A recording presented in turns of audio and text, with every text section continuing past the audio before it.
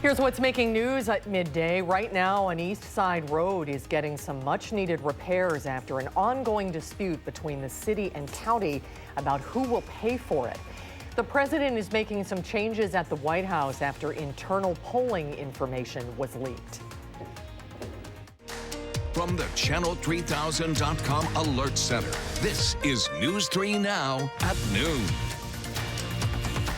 Hello, everybody. Thanks for joining us on this Monday. Hope you had a good weekend and a good Father's Day. Mark is off today. Lisa Briggs from the Bruce Company is here, though, and she'll be taking your plant and gardening questions in just a little while. So be thinking about that, and I'll let you know when it's time to call in. Let's head over to the Weather Center. Still a little chilly, Chris, but not as bad as yesterday. Hey, not as bad as yesterday at all. We've had the cloud cover stick around, though, and a lot of them have just been pesky in terms of getting on out of here. But get this, from the station camera, I can actually see a little bit of some blue trying to filter in. It's clearing out from the northeast and then back towards the southwest. So as we jump over to Platteville, we will see that things are still a lot more gray out there. Thankfully, no rain coming out of the cloud cover at all. Temperatures, though, are very mild. 65 degrees right now. The Dells at 64, 67 in La Crosse. We'll continue to warm things up to about 70 degrees going throughout today, but these temperatures are really substantially warmer than they were at this time yesterday. We're going to be watching the cloud cover as we go through the rest of the day. You see it trying to clear out. How much does it clear out, and can we see some sunshine before the next rain chances move in? I'll talk about that and Maine weather, Susan. All right, Chris, we'll check back in just a little while. Thanks so much.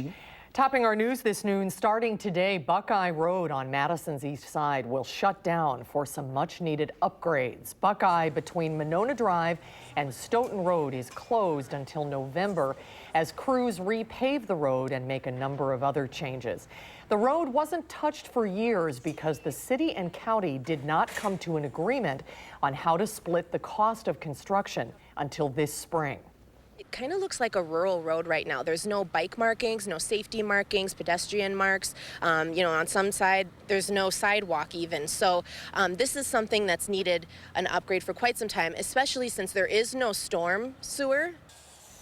The city has marked alternative routes. For a list of bus stop changes, go to our website, channel3000.com. The state assembly is preparing to vote on a bill that would allow public schools to release the names of students, parents, and guardians. Current state law only allows schools to release students' names, addresses, birth dates, and phone numbers. Democratic lawmakers see the bill as an invasion of privacy and say it would allow people to obtain parents' names for nefarious reasons. The assembly is scheduled to vote on the bill tomorrow afternoon. New this noon, an Outagamie County man is in the hospital after being shot by police officers. Officials say a domestic dispute was reported in the village of Shiocton, but the man had already left before officers arrived. Hours later, a family member told police he had sent text messages saying that he would get into a shootout with police officers so that they would shoot him.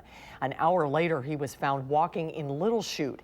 Sheriff's officials say he refused to follow orders and was shot. Iran says it will soon break the uranium enrichment limit set out in the 2015 nuclear deal. The spokesman for Iran's Atomic Energy Agency announced on state television that in 10 days, Iran will surpass the uranium stockpile limit set by the deal. The move would put Iran just a step away from weapons-grade levels of uranium. The Trump administration walked away from the deal last year and reimposed tough new economic sanctions. It's hard for us to say much now when we were foolish enough to pull out of the agreement. The world needs to unite against this threat from the Islamic Republic of Iran.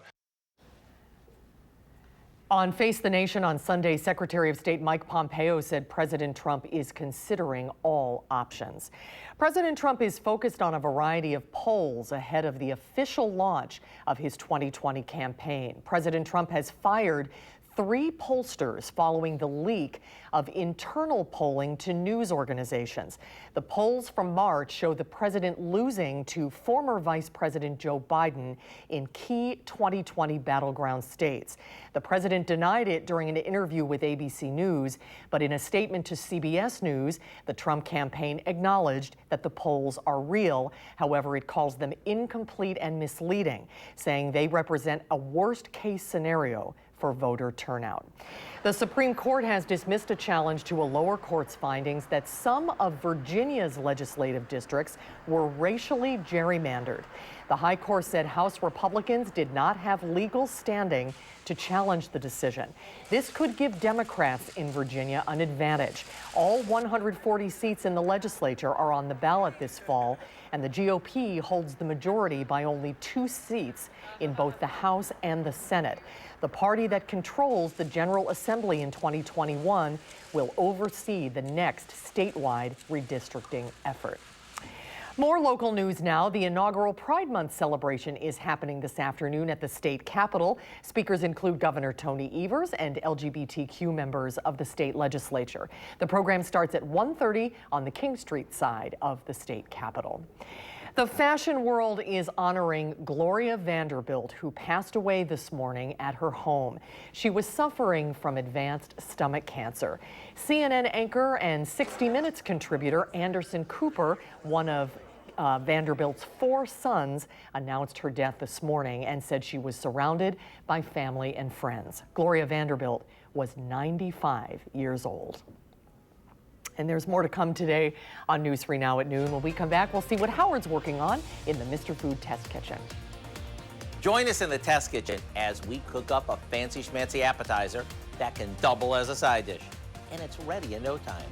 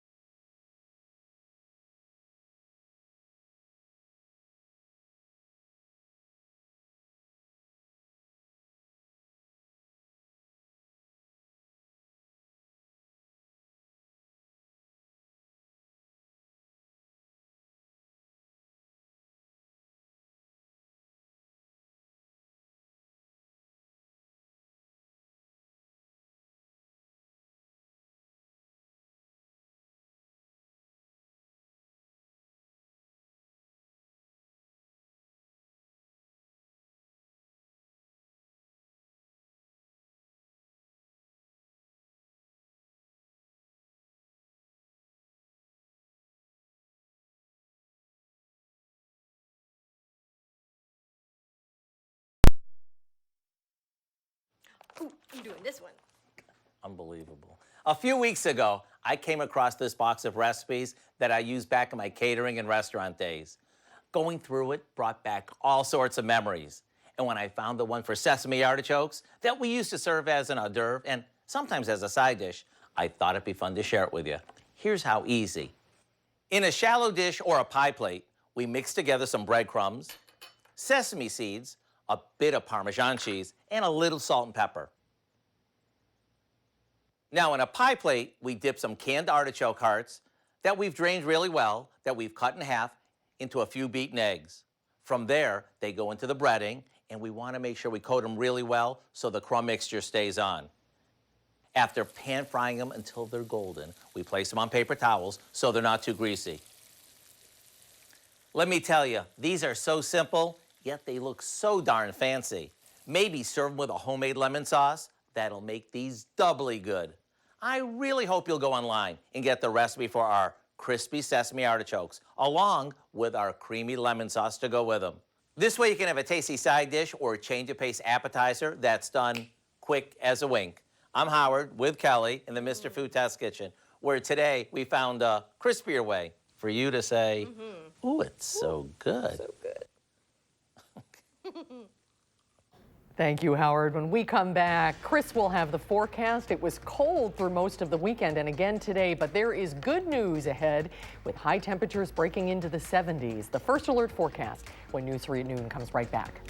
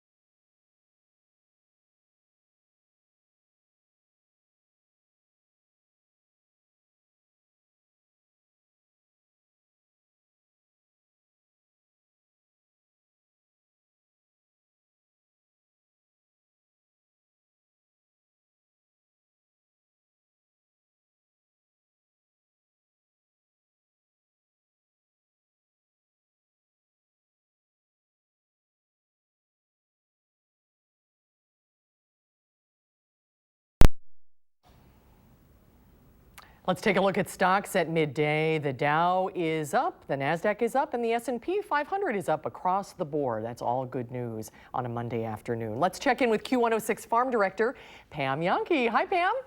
Susie Q, how are you? Good, how are Good to see you? Yeah, well, we're doing all right today, but we're a little apprehensive about what's coming up a little bit later this week as far as weather. It is that time of the year, folks. Yes, everybody lives it. You can't change it, but the weather can make you crazy. And Wisconsin farmers are going to find out later this afternoon how many acres we got planted last week. I'm not thinking it's going to be a whole lot. And really, when it comes to be the 17th of June, that's about all she wrote for our major crops like corn, soybeans, even the wheat. In fact, we'll be watching the wheat quality a little bit more as the days unfold. I was driving across countryside over the weekend, and boy, for the corn that's been in the ground for a little while, it's looking halfway decent. But for that corn that just got planted, the worry about it getting flooded out with more rain later this week's obviously an issue. Still finishing up some of the haymaking around the area, and now with all those unplanted acres that are out there, a lot of farmers, especially those farmers with livestock, have to stop and figure out what they're going to put on that unplanted ground to see if they can garnish a little bit extra food perhaps for their animals yet this summer. So we'll wait and see on that. But remember, dairy farmers, today you can begin sign up for the Dairy Margin Coverage Program. Just reach out to your local Farm Service Agency office. Try to get your name on their list. I know that they were still trying to work through final details on execution of that program, even as late as last Friday. But just make sure that you're getting your name on their list and then can get into the office.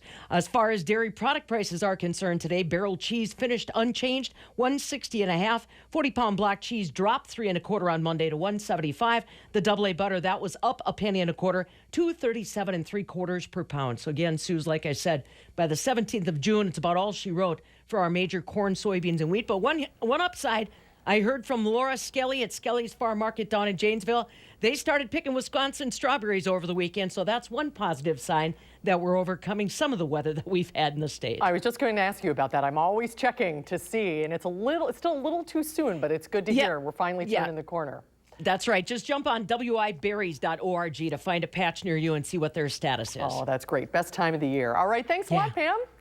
See you later. Okay, we'll see you later. Let's head over to the Weather Center. Chris, are we going to see more sun for the berries? I think we might see a little bit more sunshine as we go towards the evening. We've had a lot of that cloud cover around all day long, Susan, but we're watching some of it try to clear out as we speak. So this is visible cloud track. Notice how as you look towards northern and eastern Wisconsin, that is where you were dealing with less in the way of some cloud cover. But the Mississippi River Valley, certainly fairly gray right now. Here's a live look at Platteville. You do have the gray skies there. We jump on over towards Madison, and you start to see at least some holes in the cloud cover. Temperatures are still comfortable as well. We're at 65 degrees right now with winds out of the south and east at 5 miles per hour. Here's the temperature across the state as a whole. Most of these places are in the 60s. Some 70s are showing up. Superior is at 48, but you drive 2 miles away from Superior and it gets a lot warmer there. Green Bay at 68 right now. And as a whole,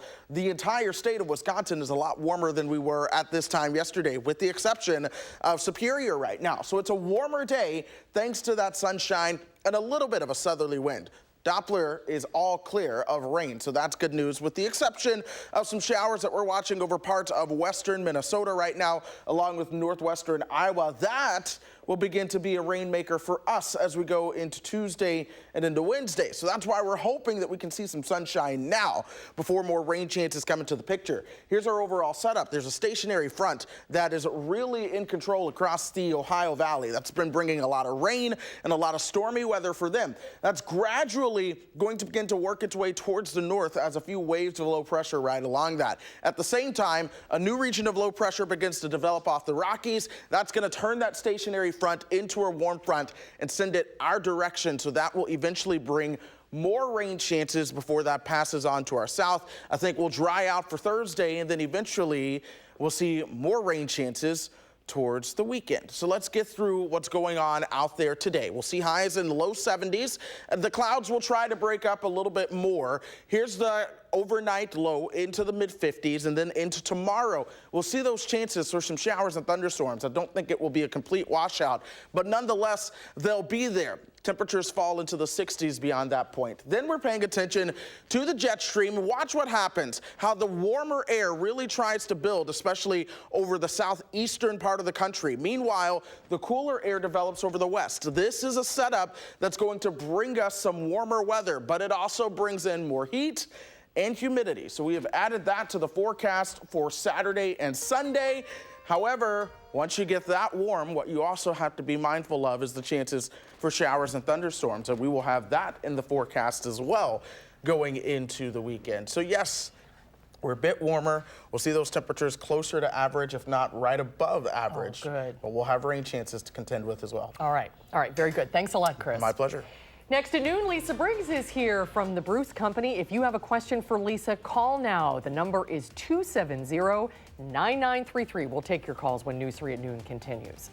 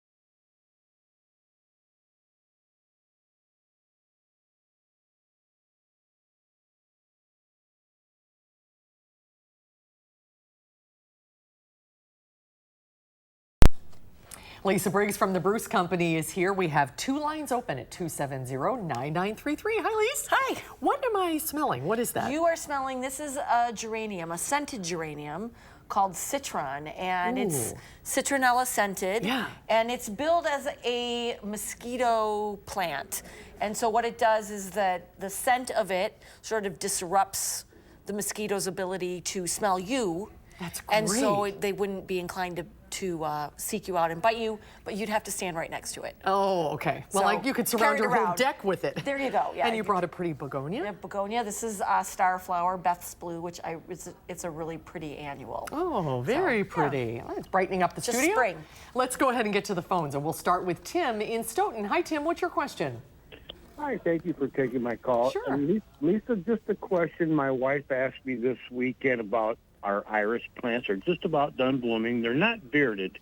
Okay. They're a longer stem, and I'm not sure what variety they are. She was asking when would be a good time to cut those iris back, and how far back should we cut them? Well, what you want to do, Tim, is take out the spent flowers for sure. You can take those back all the way into the plant. And as far as cutting iris back, they would really rather you didn't, but if you want to divide them, if they're getting a little big for your space, you'd want to do that sort of at the end of June or early July. You could just dig them up and slice the clump in half or in quarters and then sort of spread them out. And you probably have a Japanese or a Siberian iris. Those are the taller, non-bearded ones. All right, great. Well, thank you for calling today. Let's go to Pat in Madison. Hi, Pat. What's your question? My question is, my bridal wreath shrub is done blooming, and the flowers are falling off. I want to know if now is the time that I should prune it or wait until fall, and is that true with all flowering plants? Like I have a Let me just give you a general rule of thumb.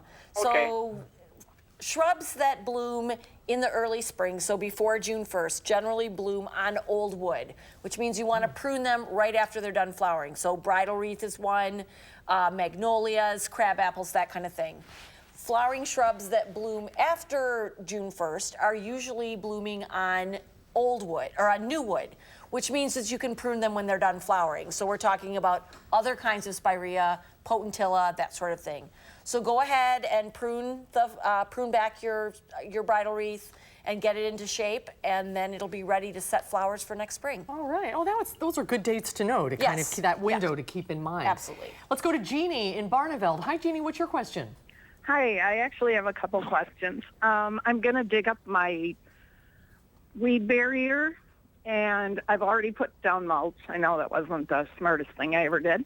And I want to dig up some daylilies I have. So how should I dig up that weed barrier without making a mess? Oh, weed barriers are really hard to get out. So generally, I just take them out sections at a time.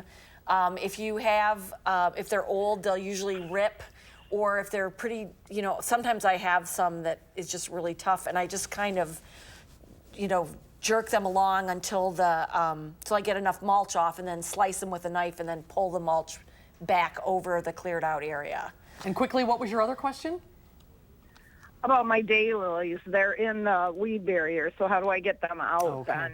So what you'll want to do is take the mulch back away from the daylilies and sort of then pull the weed barrier away and then dig those up and divide them up if you want to.